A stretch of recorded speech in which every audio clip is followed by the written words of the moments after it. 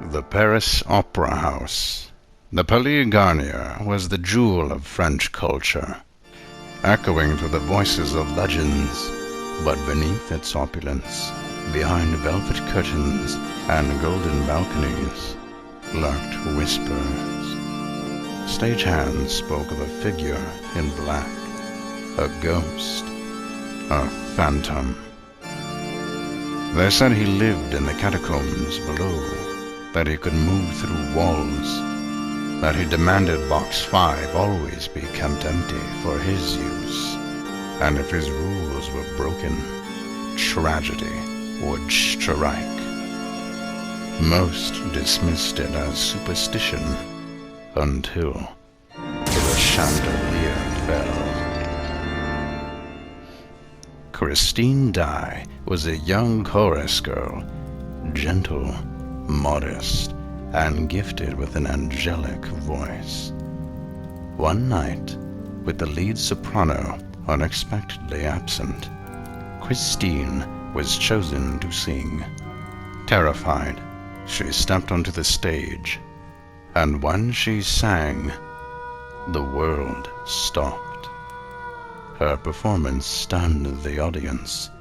Even the managers were astonished, but none more than Raoul, Viscount of Chagny, a childhood friend who had long loved her from afar. That night, a voice came to her through the walls of her dressing room, deep, mesmerizing. He told her he was the angel of music, sent by her father after his death. She believed him. How could she not? He taught her, guided her, transformed her. He never showed his face, only his voice. But others knew him by a different name, the Phantom.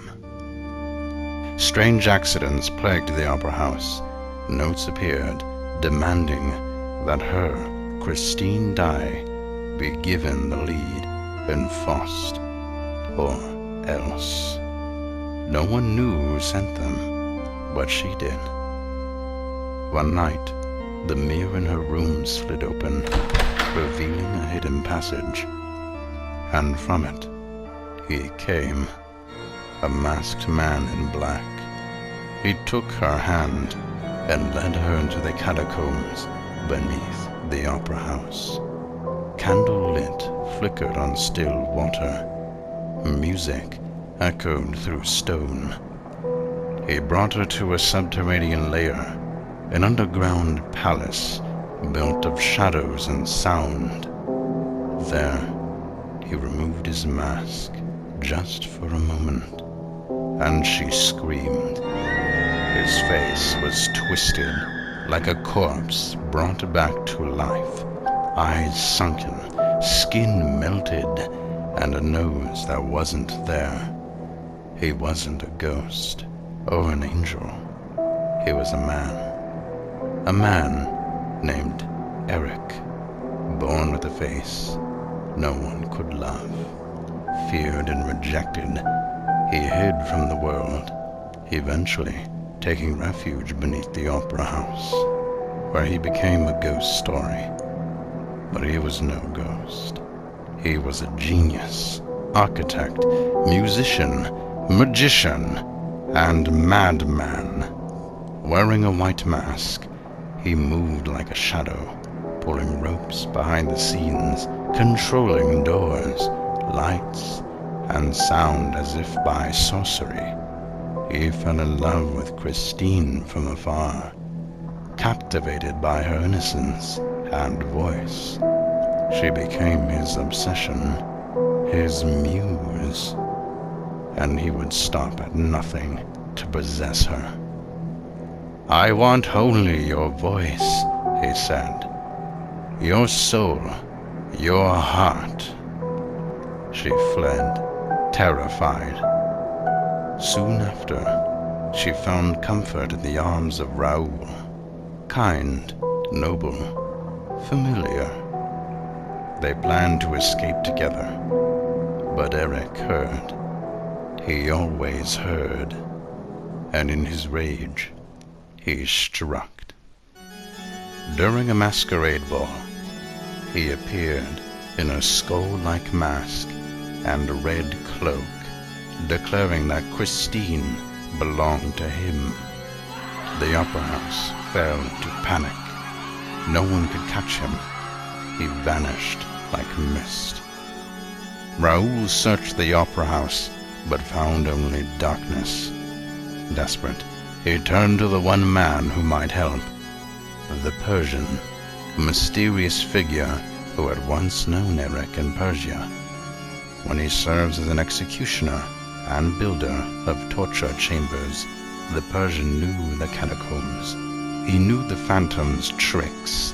Together, he and Raoul descended into the underworld beneath Paris, following secret passages through a labyrinth of waters, mirrors, and death traps. Deep below, Christine faced an impossible choice.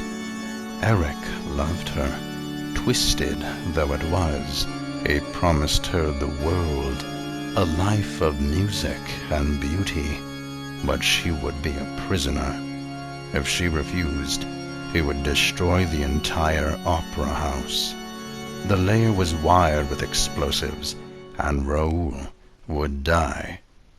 Christine saw past his mask and rage. She saw the loneliness, the deformity, not just of his face, but of his soul. She made a choice. She did not pretend to love him, but she gave him something he had never known.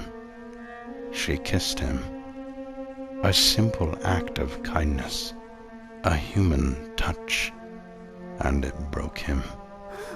Eric wept. Moved by her compassion, he let Christine and Raoul go. He asked only one thing, that she return the ring he had given her once he was gone. "Go," he said. "Take your happiness and leave me mine." They fled the opera house, left Paris, left the ghost behind.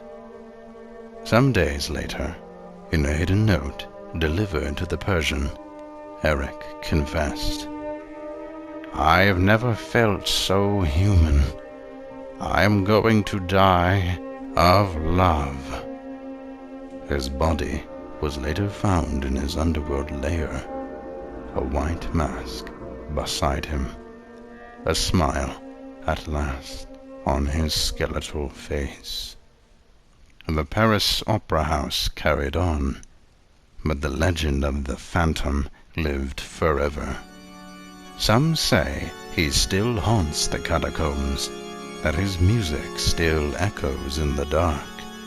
But Christine never forgot him, not the monster, but the man beneath. For what is a ghost, if not the echo of a soul that was never truly seen?